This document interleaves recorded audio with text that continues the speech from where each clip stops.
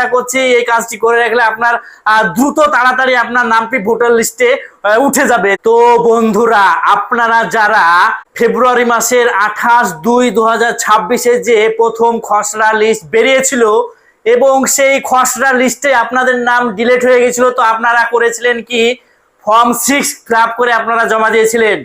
তো আপনাদেরই অনেকেরই প্রশ্ন যে আমরা সেই সময় ফর্ম 6 করেছি, এখন পর্যন্ত আমাদের কোনো সুরাহা হলো না বা আমাদের কি হলো আমরা কিছুই বুঝতে পারছি না।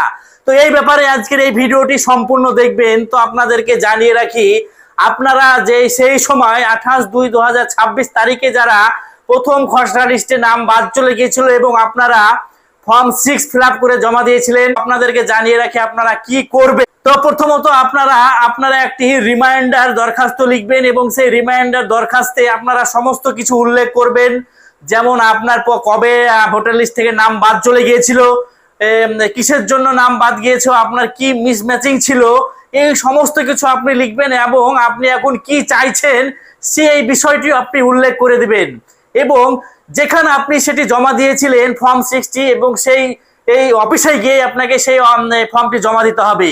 তো আপনারা এই রিমাইন্ডার কাজটি করে রাখতে পারেন। আশা করছি এই কাজটি করে রাখলে আপনার দ্রুত তাড়াতাড়ি আপনার নামটি ভোটার লিস্টে উঠে যাবে। তো ভিডিওটি বেশি পরিমাণে শেয়ার করে দিবেন, যারা এই বিষয়ে জানে না তাদেরকে একটু জানার সুযোগ করে দিবেন।